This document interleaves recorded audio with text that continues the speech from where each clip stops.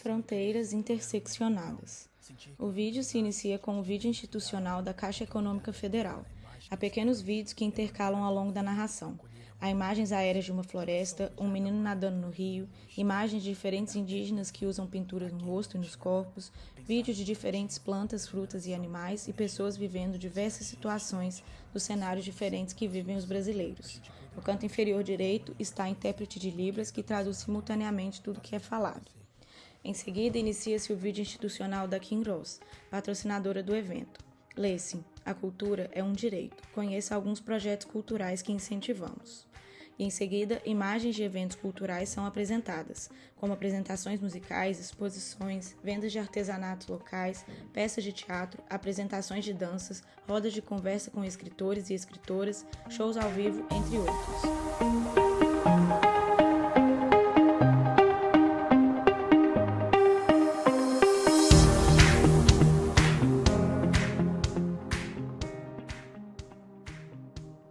Lê-se: teatro, música, dança, literatura, integração.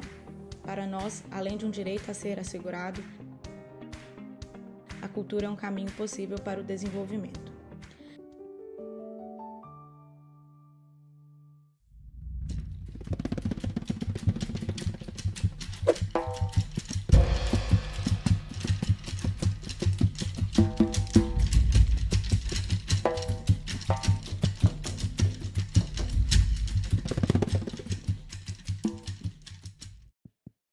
A roda de conversa acontece no Teatro Afonso Arinos. Um grande toldo foi montado. Ele abriga as diversas cadeiras da plateia e, ao fundo, o palco onde ocorre a roda de conversa. O palco possui uma longa mesa branca.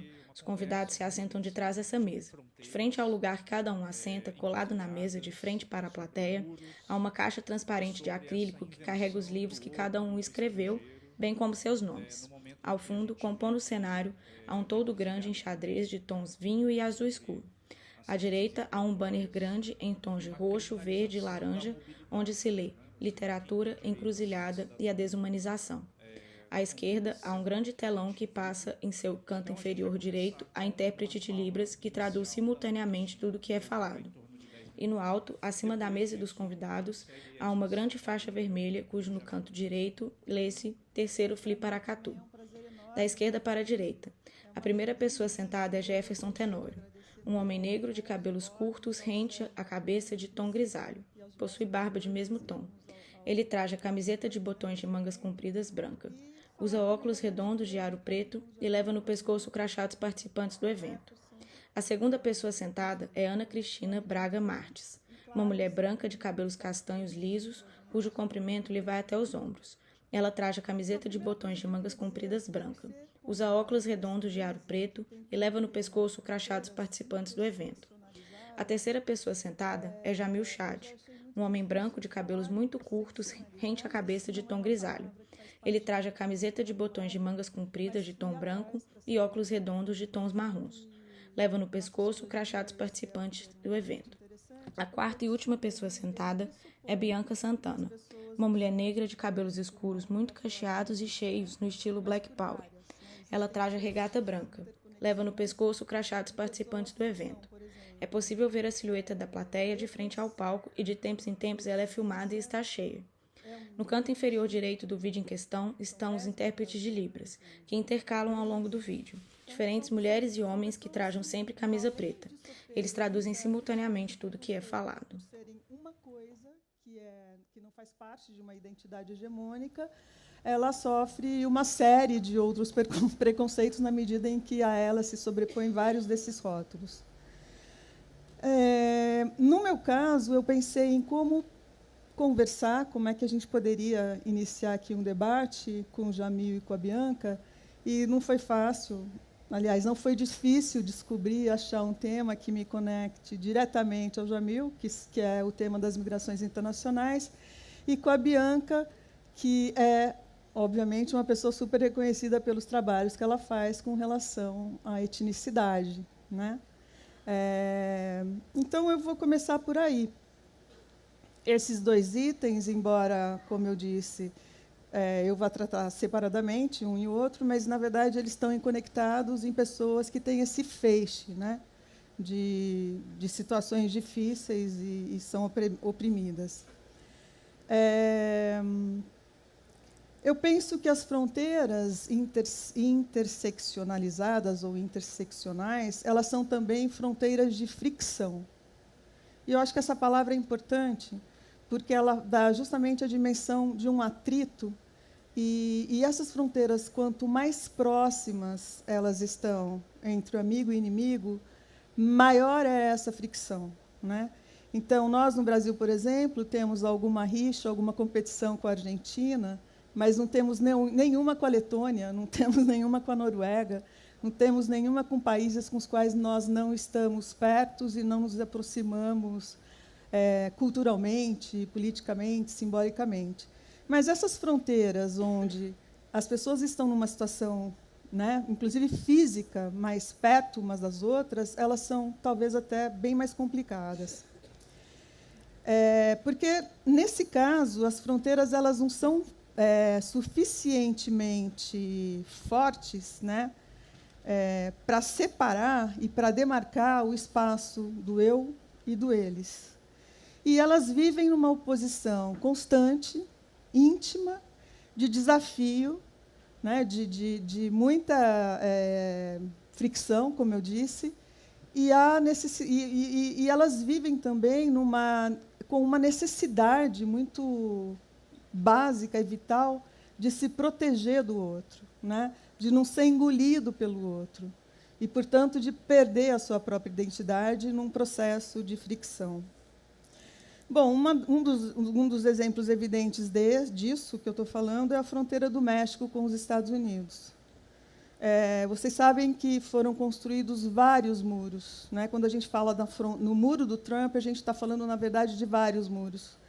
Vários muros, várias cercas, inclusive muros ou impedimentos ou barreiras que se dão por baixo da água e que começaram a ser construídos na década de 40, do século passado, que hoje tem uma extensão de aproximadamente 1.000 quilômetros. Dependendo da fonte, isso varia muito, né? Mas 1.000 quilômetros, para vocês terem uma ideia, São Paulo e Brasília têm uma distância de 980 quilômetros. Então, é como se você tivesse um muro ou barreiras físicas que impedissem uma pessoa de atravessar de um lado para o outro, que vai de São Paulo até Brasília. Um outro muro bastante conhecido de todos nós, eu acho, é o muro da Alemanha, que separou Berlim, né, o muro de Berlim, que separou a Alemanha Oriental da Alemanha Ocidental. Mas esse muro, apesar de, ainda bem, né, que já caiu, não existe mais, ele tinha só 100 quilômetros de extensão. Então, isso dá uma ideia de quão grande é o muro e essa barreira que os Estados Unidos está tentando colocar para a entrada de imigrantes e de pessoas, não apenas que saem do México, mas que saem de toda a América Latina, né, e toda a América Central, principalmente, e o Caribe. Então, essa barreira, de certa forma, diz respeito a nós também, brasileiros. E muitos brasileiros têm tentado entrar pelo México, porque está cada vez mais difícil alguém que saia de um estado como Minas Gerais, esse estado que a gente está agora, e consiga um visto, né? Um visto de turista, que é a maneira como, de um modo geral, os imigrantes chegam até os Estados Unidos e depois eles ficam lá, depois que o visto expira. Mas, enfim, esse é um tema que o Jamil Chad vem trabalhando também, e ele vai ter muita coisa maravilhosa para falar sobre, maravilhosa que eu digo, super interessante, para falar sobre este assunto, né? Muito triste, na verdade. Mas o muro, né, o muro que os imigrantes precisam pular, né, ou seja, o muro que alguém que vá para os Estados Unidos pelo México, que ele precisa pular, não é apenas um muro visível. E esse não é o único muro, né? Existem vários outros muros que impedem e barreiras que impedem os imigrantes, inclusive os brasileiros. A gente tem cerca de 2 milhões, mais ou menos, de brasileiros, depende também da fonte de informação, vivendo nos Estados Unidos. Mas, enfim, esses muros invisíveis ou esses muros simbólicos, eles dizem respeito à impossibilidade muito grande de inserção institucional de um imigrante que vai para os Estados Unidos nessas condições de não documentado. Né? E tem, obviamente, o problema, ou uma barreira da não integração social. É muito difícil uma pessoa se integrar, né, um brasileiro se integrar na sociedade americana, se integrar de verdade, a se integrar institucionalmente, inclusive, né, nas instituições. Outras barreiras, evidentemente, mais conhecidas são o preconceito, a barreira da língua, né, do idioma, as barreiras culturais, que são também imensas. Uma coisa importante que eu notei na minha pesquisa agora como socióloga, esse livro, é que todo imigrante, ele, seja brasileiro ou não, né, ele precisa justificar a sua presença no território, num território que não é seu, e afirmar uma identidade coletiva, nacional e também étnico-racial, especialmente os Estados Unidos, que é um país muito racializado. Desculpe. Bom, chegando nos Estados Unidos, a primeira coisa que um brasileiro se pergunta é o que é ser brasileiro, né? E vão perguntar para ele também.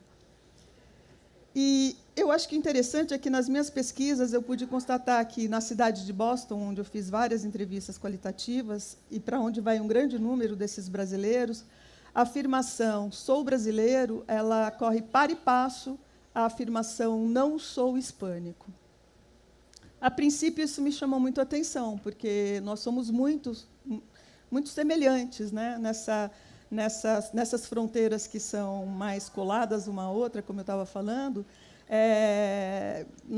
Muitas pessoas nos confundem, né, com o hispânico, seja porque assimila o português com o espanhol, acha um pouco parecido, seja porque nós temos uma cultura muito mais similar e compartilhada com os outros hispânicos do que com os anglo-saxões. Enfim, muitas coisas acontecem por aí. Mas essa ideia, então, de que é importante para os brasileiros não serem hispânicos me deixou muito intrigada. E é claro que também para um norte-americano, ou seja, na sociedade receptora, os hispânicos são muito próximos aos brasileiros, e seria muito natural, digamos assim, que um brasileiro fosse identificado como um hispânico. Eu só vou lembrar rapidamente quais são as categorias raciais nos Estados Unidos, étnico-raciais nos Estados Unidos, porque, como eu disse, os Estados Unidos é um país muito racializado. Então, tudo que você vai fazer, qualquer questionário que você preencha, tem ali a sua raça/etnicidade, e você tem que dizer qual é. E isso há muito tempo, né? O Brasil começa a fazer isso recentemente, mas isso nos Estados Unidos é bastante antigo. E o interessante é que, por um lado, os imigrantes brasileiros eles não se reconhecem como pretos, embora preto seja atualmente considerada metade da população brasileira, nem como asiáticos, pode-se entender melhor, muito menos como indígenos nativos. Aí também óbvio, porque os índios nativos são os índios nativos americanos, e não o indígena brasileiro, por exemplo, que fosse para lá. Então, e o que estaria mais perto de uma definição para eles? O que os agradaria mais? É ser branco. Só que brancos eles não são. Ou seja, eles não são reconhecidos nos Estados Unidos como brancos. Por quê? Nos Estados Unidos, na verdade, essas categorias raciais, étnico-raciais, elas têm uma história muito longa e está muito ligada à questão demográfica e às políticas públicas e, portanto, distribuição de recursos. Mas tem também uma luta política por trás, né, dessas denominações e de pertencimento a elas. É curioso, por exemplo, que os judeus só tenham sido considerados brancos nos Estados Unidos, oficialmente, no início do século XX. E os portugueses só nos anos 70 do século passado. E os brasileiros, um país multirracial como nós, não são considerados brancos. O que mais perto chegaria disso seria, talvez, hispânico. Mas, como eu disse, essa identidade é negada. O que eu acho que é importante é que essas questões raciais e étnicas, elas são, obviamente, regadas de muito preconceito, e, nessa hora, você vê também claramente como o Brasil, ou o brasileiro que sai daqui, leva para os Estados Unidos, ou para onde ele for, uma bagagem, e, nessa bagagem, que também pode ser cultural, ela está cheia, repleta de preconceitos, né? Então, por que os brasileiros não querem se identificar como hispânicos? Porque eu não falo espanhol. Verdade, você não fala espanhol. Mas por que? O que mais? Não, mas eu não fui colonizada pela Espanha, tá certo, não foi.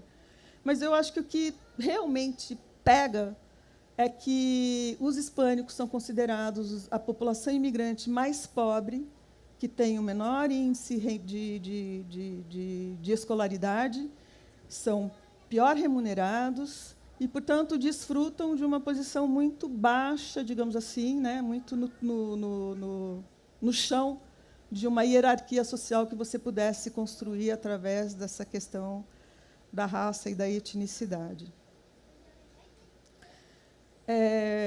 Para um olhar estrangeiro, se nós não somos hispânicos, nós somos quase, né?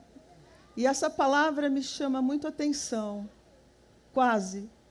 E é com essa palavra que eu agora vou entrar na conversa aqui com a Bianca, porque quase é uma palavra fundamental no romance que eu escrevi, sobre esse romance que está aqui, para vocês verem, sobre o que não falamos.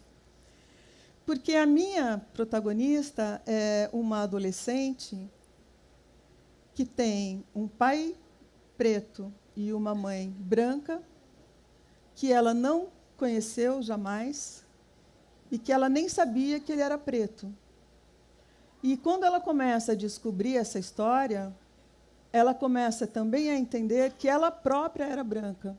Desculpe, que ela era própria, que ela não era, aliás, branca, como os avós faziam. Os avós eram italianos, imigrantes italianos, de segunda geração. E isso me deixa muito próxima do seu livro, né? Quando nos tornamos, né? Para saber quando é que nós nos tornamos aquilo que faz jus não à nossa cor, mas ao nosso legado, né? À nossa origem étnico-racial, pensando que etnia é também uma construção que leva em conta não só o fenótipo, mas a cultura de origem, né? Isso é que é importante, eu acho, né? Ao longo do meu livro, sobre o que não falamos, a protagonista vai descobrindo, então, o que aconteceu com os pais e o que foi que aconteceu. E ela descobre, nessa trajetória, os pais sumiram durante a ditadura, então houve um crime, e nesse crime a conotação política estava muito clara. E, então, para descobrir essa história, ela acaba descobrindo também que ela não era branca, né? E a primeira vez que ela vê o pai dela é num recorte de jornal, e ela se assusta, porque ela não tinha a menor ideia. Em paralelo, então, ela também descobre, nessa mesma época, porque ela é uma adolescente, o erotismo. Só que o erotismo vem acompanhado, nessa circunstância, em que ela tinha várias pessoas convivendo com ela e várias pessoas brancas em uma vila de imigrantes na qual ela morava. Então, ela descobre o erotismo ao mesmo tempo em que ela percebe que as pessoas zombam dela, né? Fazem bullying dela na escola, e, enfim, na vizinhança, porque ela era negra, por causa do cabelo dela, e especialmente, mas pelo fenótipo dela, pela maneira como ela, enfim, se apresentava. E esse erotismo nasce, portanto, junto com um alto grau de violência e de agressão. É claro que muitas crianças no Brasil, essas coisas estão muito ligadas, né? A gente já conversou, inclusive, sobre isso antes. Como é que o erotismo se combina com a violência nesse país, né?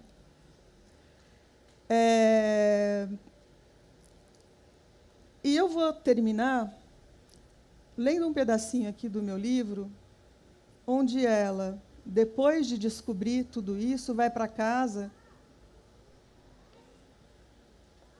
e uma amiga dela fala que ela era... Fala assim, olha, você vive mexendo no seu pulso, o seu elástico, você fica amarrando o cabelo toda hora. Por que você acha que você é preta? Não se preocupa, não liga para isso, não. Você é quase. E ela vai pensando no que é essa palavra, quase.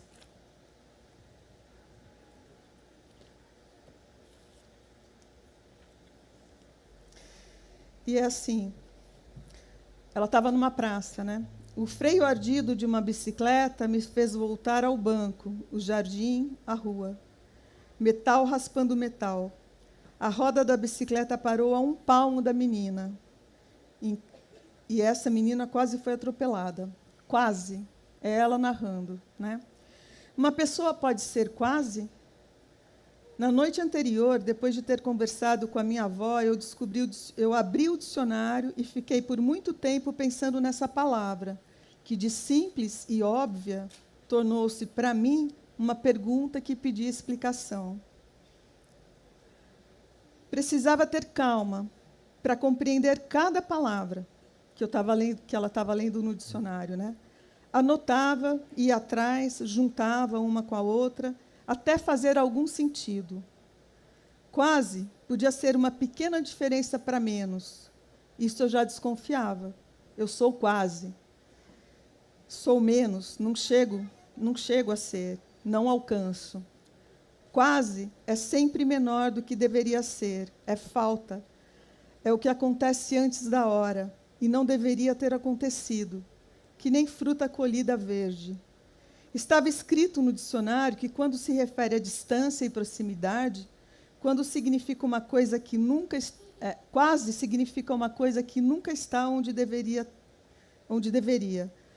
Quase pode estar perto do sim e pode estar perto do não. E também pode ser sim e não ao mesmo tempo. Quase a incerteza. Me impressionava tanto essa palavra. Quando muito, é promessa de vir a ser. Mas vai ficar devendo, porque é mistura inacabada, igual a doce que desanda antes de pegar ponto. Quase é por um triz. Poderia ter sido, ou por pouco deixou de ser. É sempre por pouco que não, é sempre por pouco que sim. Quase é um emaranhado de fios juntados para nada. Quando muito, quase é bola na trave. Então, era assim que ela se sentia com essa palavra, que alguém tentou dominá-la, e esse alguém era a melhor amiga dela, e é com esse quase que eu termino aqui a minha fala. Obrigada.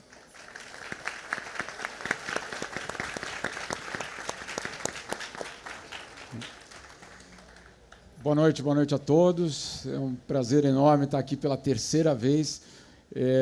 Jefferson, Bianca, Ana, todos os meus heróis que estão aqui na minha frente, dá até nervoso, mas vamos lá.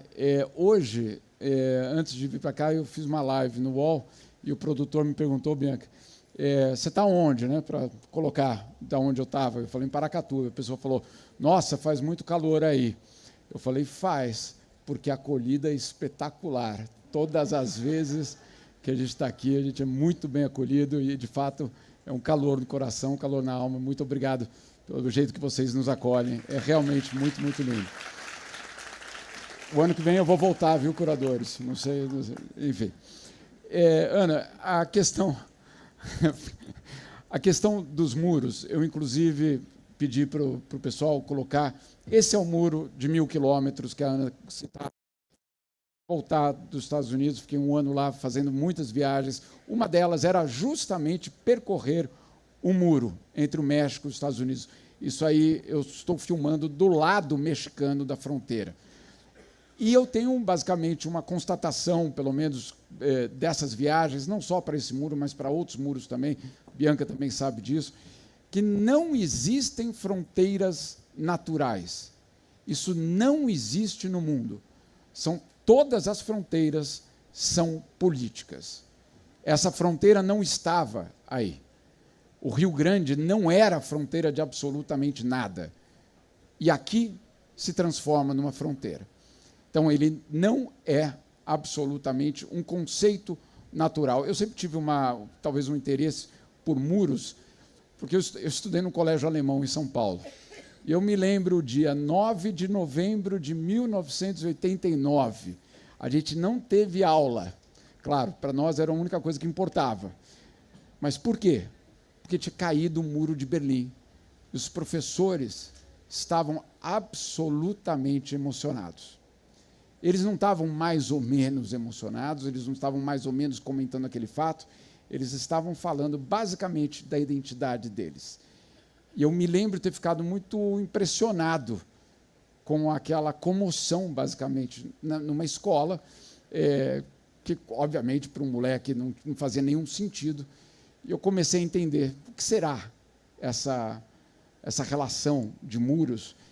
Alguns anos depois, eu me lembro de ter encontrado uma imagem, para alguns de vocês que talvez não saibam, eu passei uma longa parte da minha vida tocando música, não é sendo músico, mas é tocando música, e eu me lembro de uma imagem do Rostropovich, pegando o cello dele, indo para o muro e fazendo basicamente um recital no muro de Berlim, e com uma mensagem: nunca mais.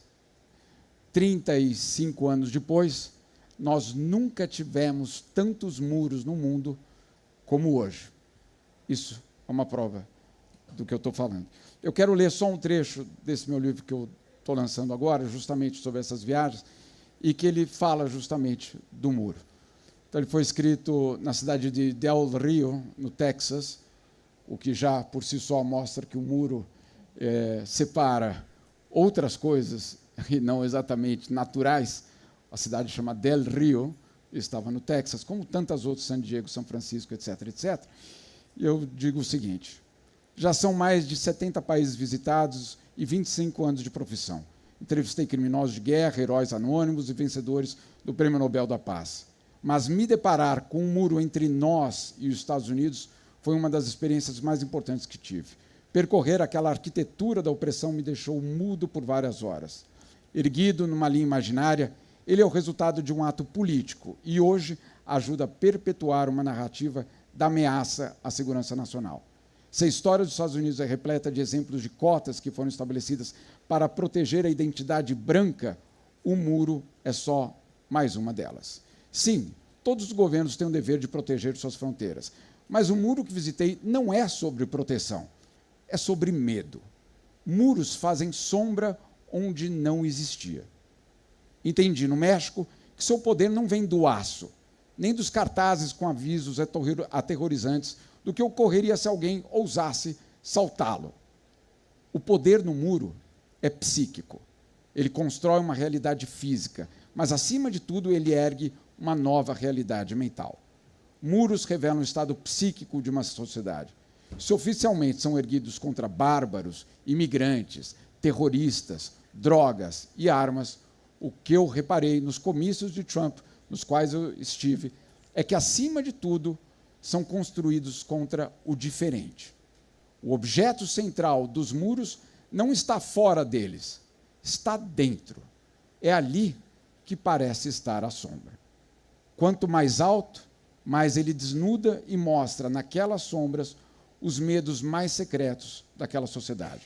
O muro é, essencialmente, um reconhecimento das vulnerabilidades, incoerências e injustiça. Ele é a legitimação institucional da diferença, e a sombra que produz é feita da mesma escuridão, a intolerância. Paralelamente ao fechamento da fronteira e à deportação em massa, Trump passou a desumanizar o outro tema, justamente aqui do nosso encontro. Iniciou um desmonte sem precedentes das garantias de direitos de minorias. Diz ele, cinicamente, que não se olhará para a cor da pele e que os esforços de promoção da diversidade dividiram o país. Num ato de crueldade, o desmonte foi assinado no dia de Martin Luther King. Uma espécie de segundo assassinato planejado. Para muitos que estão vendo as conquistas cívicas de décadas erodirem, prisões não precisam ser erguidas. Sem direitos, eles já estão em uma. Com o desembarque da extrema-direita no poder, os muros estão em todas as partes.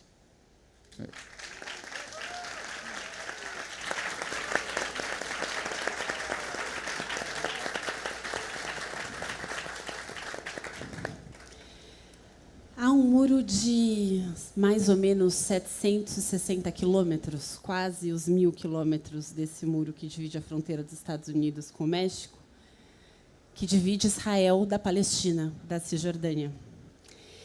E nesse momento em que a gente lamenta e se indigna com o genocídio em Gaza, a gente até esquece desse muro, que também é um muro de extrema crueldade, que exige que pessoas palestinas, mesmo as que estão fora de Gaza, andem com uma série de documentos, carteiras, passaportes para ir trabalhar e depois voltar para casa no fim do dia, e que impede que muitas dessas pessoas tenham acesso à saúde ou qualquer outro direito. E esse muro também precisa ser lembrado, né? Existe povo palestino sendo exterminado em Gaza hoje, infelizmente, mas existe também povo palestino na Cisjordânia enfrentando esse muro.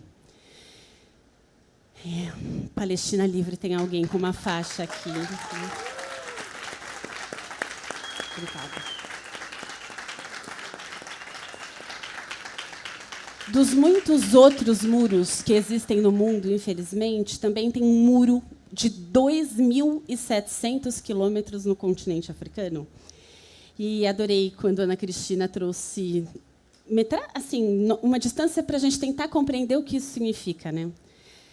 A distância entre Paracatu e Manaus é de mais ou menos 2.300 quilômetros. Aqui onde estamos, Paracatu até Manaus. É maior do que essa distância o muro que divide o Saara Ocidental do Marrocos. Quem aqui já ouviu falar no Saara Ocidental?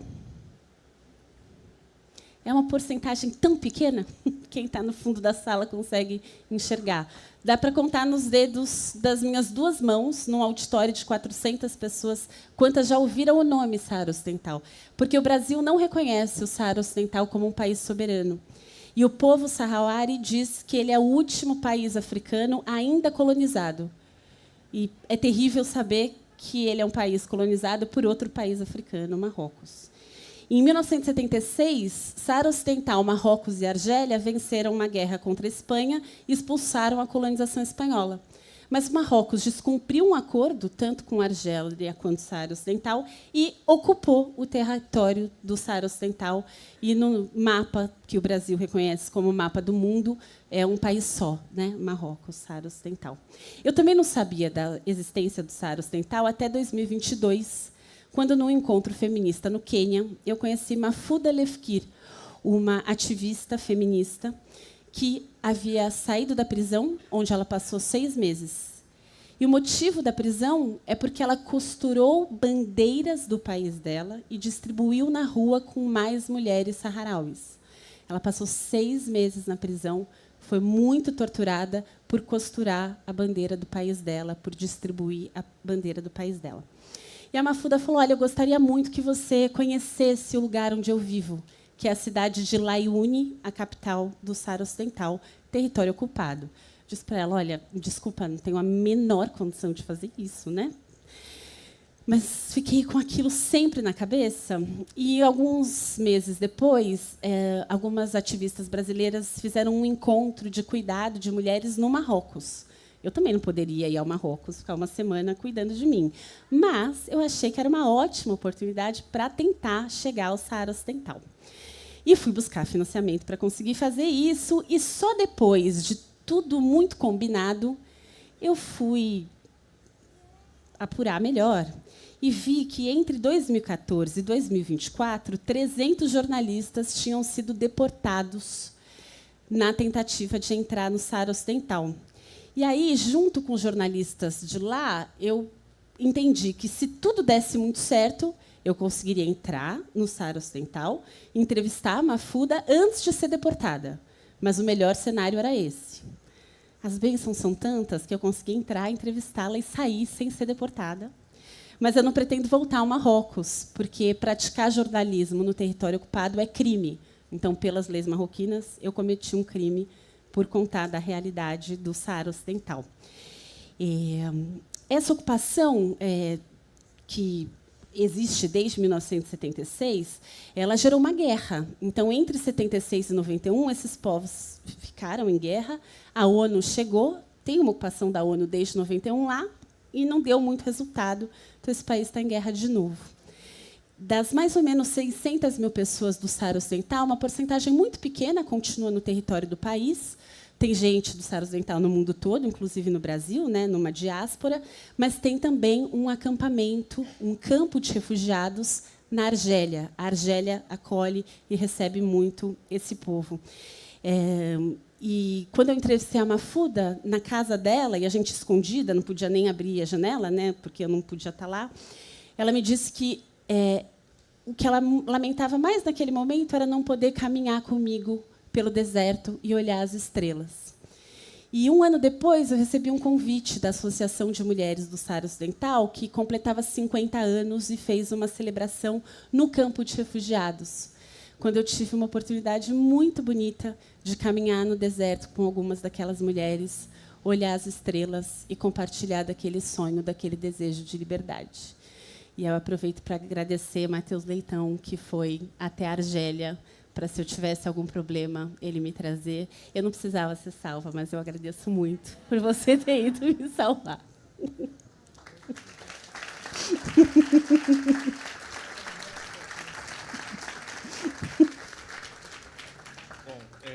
Já me apresentaram aqui a placa incômoda de término, né?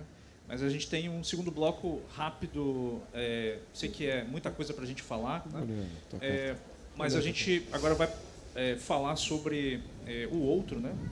E um livro chamado Comunidades Imaginadas, né, do Benedict Anderson, que fala justamente sobre a genealogia da origem dos países e nações.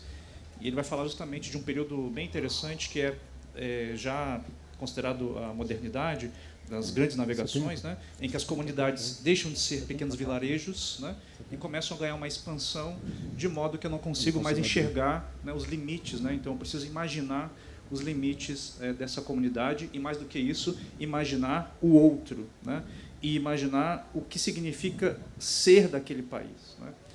Então, a próxima questão, né, que a gente vai conversar aqui é como esse outro é imaginado e de que forma isso impacta diretamente no que a gente vem acompanhando aí sobre essas fronteiras e muros. Posso começar dessa vez? Vai. Não, se você quiser, tudo Sim, bem. não, enquanto eu procuro. É que, quando eu ouço a palavra outro, eu lembro imediatamente do livro da Sueli Carneiro, Dispositivo de Racialidade. E eu escrevi uma biografia da Sueli Carneiro, eu dirigi a casa Sueli Carneiro por algum tempo. Então, o outro me mobiliza muito, também pelo tema de estudo da Sueli.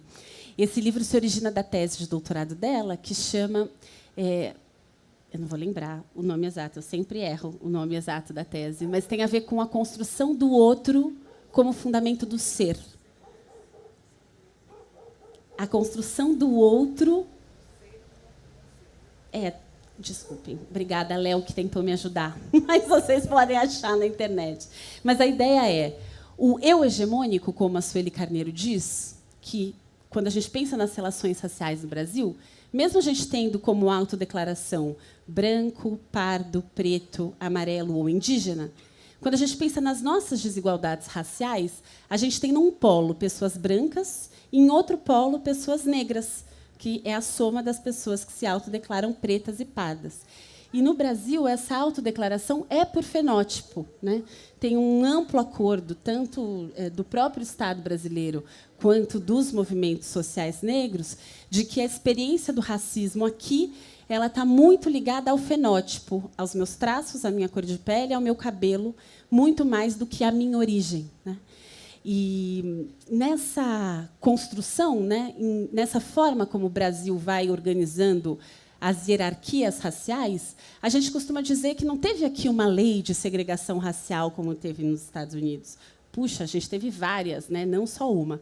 E, além das leis, daquilo que foi escrito, tem também uma série de não ditos, que foi constituindo esse ser, esse eu hegemônico, nas palavras da Sueli, brancos, a partir da construção de um outro, dos não brancos, dos povos indígenas, mas nesse polo brancos, negros do Brasil, essa construção do negro como o outro.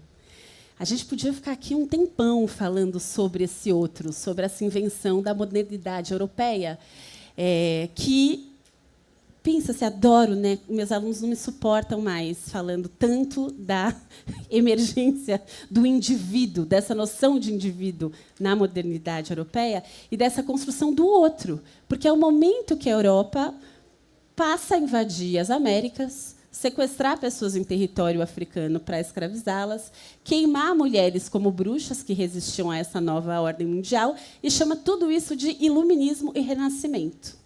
Mas eu estou quase fazendo um esquenta, um convite para a próxima mesa, que vai falar sobre colonialidade. Então, esse outro que está tão construindo para dominar, para submeter povos, para dominar territórios, para dominar corpos, esse outro, na forma como ele está construído desde sempre, é o que justifica toda forma de hierarquização, de discriminação e muitas das violências que a gente assiste nas fronteiras. Porque aí, para me proteger, para proteger os meus, eu preciso atacar esse outro.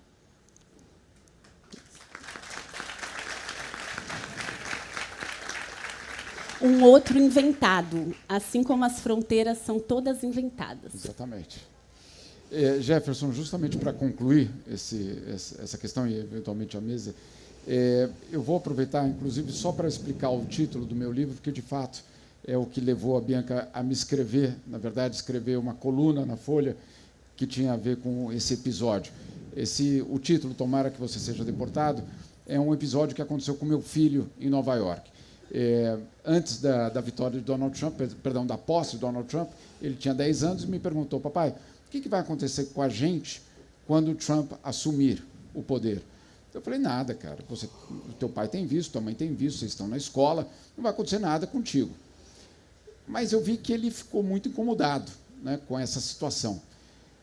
Vários meses depois, já o Trump no poder, acontece que ele volta para casa super abalado da escola, basicamente. Foi muito difícil tirar dele o que tinha acontecido. Quando a gente consegue finalmente que ele falasse, ele contou a historinha, que ele estava no pátio da escola, ele teve uma briga de futebol e o coleguinha disse para ele: tomara que você seja deportado. E aí, óbvio, a gente entende, aqui estou resumindo muito rapidamente por conta da mesa, mas a gente entende rapidamente que quando o ódio, quando a xenofobia, quando o outro é designado pela instância superior, vamos dizer assim, do poder daquela sociedade, a expressão daquele outro vai aparecer em locais absolutamente inesperados. O Jefferson, com essa história em tantos episódios que já aconteceram, e ele entendeu, e nós, como família, entendemos que essa expressão do outro pode aparecer e é autorizada a aparecer. E é isso que basicamente aconteceu naquele colégio. Eu escrevi uma coluna sobre isso, e aí a Bianca surpreendeu e fez todo mundo chorar em casa, quando ela, então, escreveu uma resposta à minha coluna na Folha, e eu vou ler para vocês. Li com tristeza a coluna de seu pai... Perdão, desculpa. É uma carta ao meu filho, Mark, que ela escreve. Então, ela diz o seguinte: Mark, li com tristeza a coluna de seu pai, Jamil Chad, contando a violência que você sofreu na escola. Eu adoraria escrever para não se preocupar e garantir que você nunca vai ser deportado. Mas eu não posso fazer isso, porque até mesmo com crianças o absurdo acontece. Posso dizer a você o que disse para o meu filho quando uma vizinha, aos berros, exigiu que ele saísse do prédio onde a gente mora, na chuva, porque ele estava sem o reconhecimento facial do portão, e ela gritou que não tinha como saber se ele era um bandido. Primeiro, nada que você e o Lucas tenham feito justifica o que ouviram. Vocês não podiam ter sido ofendidos pela nacionalidade, o tom da pele, o cabelo, a roupa que usava. Depois da Segunda Guerra Mundial, sobre a qual você deve ter aprendido, Estados Unidos, Brasil e mais 46 países assinaram a Declaração Universal dos Direitos Humanos. E o primeiro artigo diz: todos os seres humanos nascem livres, iguais em dignidade e direitos. São dotados de razão e consciência e devem agir em relação uns aos outros com espírito de fraternidade. Espírito esse que já foi valorizado no senso comum e que cada vez mais tem sido substituído pela premissa de que estamos uns contra os outros. O Estado, que deveria proteger todas as pessoas e, assim, possibilitar que cada uma abra mão da violência, incentiva e pratica o horror contra alguns grupos. Pessoas negras, indígenas, imigrantes nunca deixaram de ser alvos, nem do próprio Estado. O segundo artigo estabelece: todo ser humano tem a capacidade para gozar os direitos e as liberdades estabelecidas nesta declaração, sem distinção de qualquer espécie, seja de raça, cor, sexo, língua, religião, opinião política ou de outra natureza, origem nacional ou social, riqueza, nascimento ou qualquer outra condição. E para garantir a mesma capacidade a todas as pessoas, elas precisam ser tratadas como diferentes. Como aquele meme famoso explica direitinho: para pessoas com alturas diferentes conseguirem assistir um jogo de futebol acima de um muro, cada um precisa de um banco de altura diferente. O banco com altura suficiente para a pessoa mais alta não vai ajudar a mais baixa a ver o jogo. As políticas públicas precisam considerar as diferenças entre as pessoas para garantir que todos tenham direitos. Mas você, Mark, está vendo no noticiário aí nos Estados Unidos que o presidente está obrigando os órgãos dos estados, as universidades e quem mais recebe dinheiro público a interromper políticas públicas efetivas de equidade, que oferecem oportunidades diferentes aos diferentes, com o objetivo de produzir igualdade e justiça, dizendo que elas promovem discriminação. Uma retórica simplista, compreendida e repetida sem dificuldade por crianças de 10 e 11 anos no pátio da escola. Crianças que aprendem com o próprio presidente novas palavras para ofender os amigos. Sua colega errou. Trump está errado. E você deveria ouvir pedidos de desculpas de ambos, que poderiam aprender com o erro e não ofender imigrantes ou quaisquer outras pessoas nunca mais. Posso dizer a você e ao Lucas que somos muitas as pessoas resistindo à violência praticada e incentivada pelos Estados. Com você, Mark, estão as feministas, os movimentos negros, populares e internacionalistas dos Estados Unidos, do Brasil e de todo o mundo. Não há motivo para que você ou sua família seja deportado. E eu desejo que isso nunca aconteça. Mas saiba que você tem muitas amigas e amigos no Brasil. Não está, nem estará sozinho. Bianca. Não está sozinho, nem sua família. Esse auditório aqui, ó, todinho, e mais muita gente nesse país. E é por isso que eu digo, Bianca, a resistência virá do humanismo, a resistência virá do abraço, a resistência virá do amor, a resistência virá do sorriso que eles não suportam. Eles não suportam. E se tem tanta gente aqui hoje, é porque eu tenho certeza que eles não vencerão. Tenho absolutamente certeza de que cartas como as tuas vão fazer a diferença. E o trabalho de todo mundo que está aqui, né? Obrigada.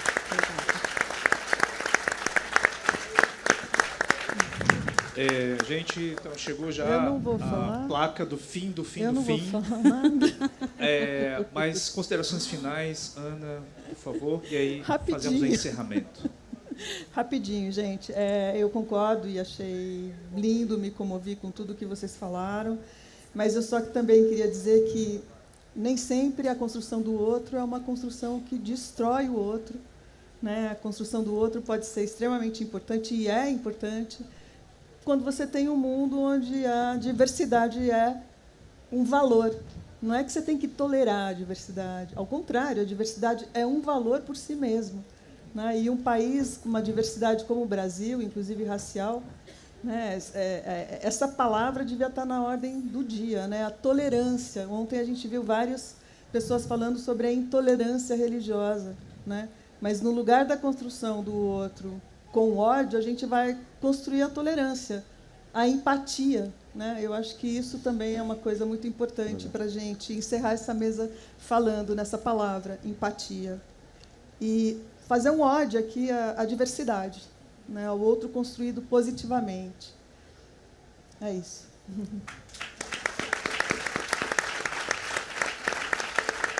Gente, muito obrigado.